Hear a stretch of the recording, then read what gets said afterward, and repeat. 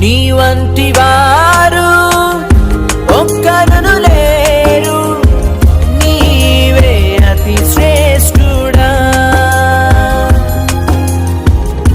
దూతగణములు నిత్యము కొలిచే నీవే పరిశుద్ధుడా. నిన్న నేడు మారని.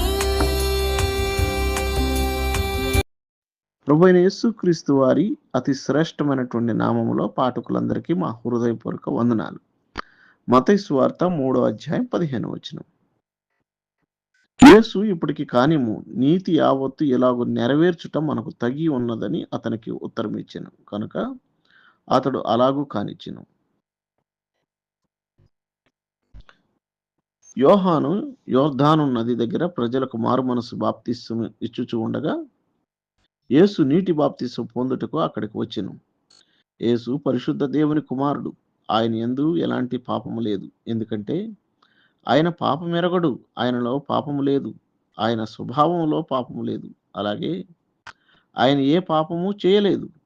దూషణకు బదులు దూషణ కూడా ఆయన ఎన్నడూ చేయలేదు. మానవ జాతి రక్షణ కొరకు తన్ను తాను సిలువలో బలియాగం చేసుకున్నాడు.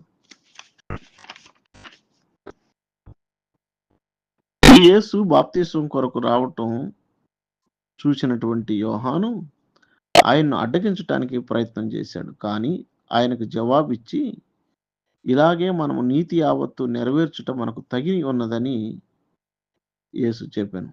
దేవుడు నీతిమంతుడు మరియు న్యాయవంతుడు. ఎలాంటి దోషినైనా నిర్దోషిగా ఎంచడు. కానీ అతని పాప శిక్షను ఖచ్చితంగా విధిస్తాడు.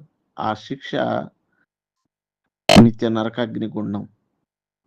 దాన్నే రెండవ మరణం అని అంటాము. యేసు ప్రభు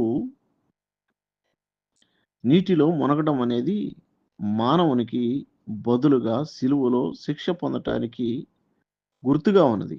నీటిలో నుండి పైకి రావటం అనేది పునరుద్ధానానికి సదృశ్యంగా ఉంది. ఎవరైతే ప్రభువు నందు విశ్వాసం ఉంచుతారో వారు, ప్రభు నా కొరకు నాకు బదులుగా సిలువలో ఆ శిక్షను భరించాడు, ఈ కారణం చేత నీతిమంతుడైనటువంటి దేవుడు ఆ విశ్వాసం ఉంచేటువంటి వ్యక్తి యొక్క పాపాలన్నింటినీ క్షమిస్తాడు. ఎందుకంటే అతని శిక్షను యేసు భరించాడు. ఇప్పుడు నీతిమంతుడైనటువంటి దేవుడు మళ్ళా ఆ వ్యక్తిని శిక్షించి తన నీతిని న్యాయమును భ్రష్టుపరుచుకోలేడు.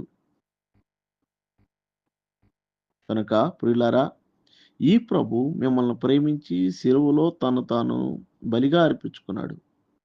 మరి మీరు మీ జీవితాలను అటు ప్రభువుకు సమర్పించటానికి సిద్ధమేనా? ప్రభు మీకు సహాయం చేయనుగాక. ఆమేన్.